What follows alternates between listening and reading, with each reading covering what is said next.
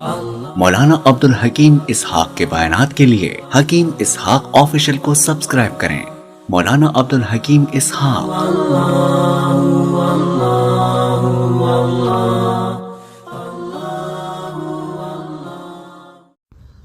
بسم اللہ الرحمن مولانا عبدالحکیم اسحاق کے بیانات کے لیے حکیم اسحاق آفیشل کو سبسکرائب کریں۔ مولانا عبدالحکیم اسحاق۔ اعوذ باللہ من الشیطان الرجیم بسم اللہ الرحمن الرحیم السلام علیکم ورحمۃ اللہ وبرکاتہ۔ آپ حضرات بسم اللہ الرحمن الرحیم جو دل کا یہ راز کا وظیفہ بہت ہی زبردست کے خوش ہو جاؤ، یہ وہی نسخہ ہے جو دعا صحابہ کرام رضوان اللہ عنہم اجمعین کو دعا معمول رہا ہے۔ تابعین انسان کی جب دعا قبول ہو جاتی ہے تو اس کی ہر پریشانی دور ہو جاتی ہے۔ مال نہیں ہے تو دعا کرے گا، اللہ مال دے گا۔ تنگ دستی ہے، تنگ دستی ختم کرے گا۔ اولاد نہیں ہے، اللہ پاک اولاد دے گا۔ پریشانی ہے، اللہ پاک وہ پریشانی کو ختم کر دے گا۔ گھر میں مسائل ہیں، اللہ پاک وہ مسائل حل فرمائیں گے۔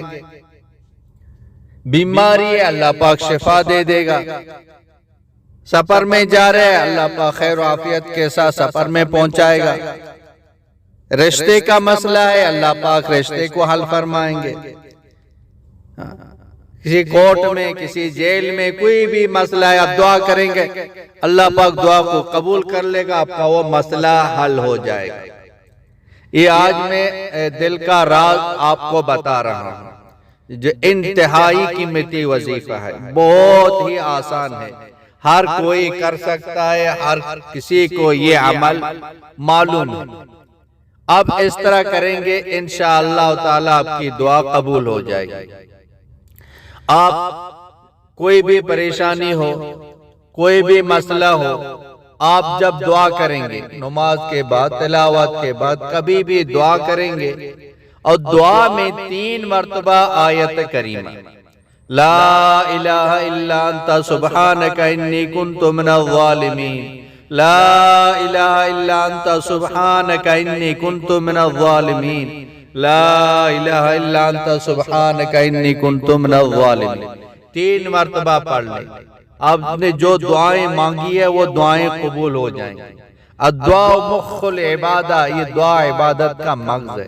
الدعاء هو العبادہ، دعا ہی عبادت ہے۔ دعا رد نہیں ہوگی، دعا قبول ہو جائے گی۔ دعائیں قبول ہو جائیں گی، تمام مسائل حل ہو جائیں گے۔ بہت ہی انتہائی مجرب وظیفہ ہے، خود بھی اس پر عمل کریں، اوروں تک یہ پہنچائیں۔ وآخر دعوانا ان الحمدللہ رب العالمین۔ مولانا عبدالحکیم اسحاق کے بیانات کے لیے حکیم اسحاق آفیشل کو سبسکرائب کریں۔ مولانا عبدالحکیم اسحاق۔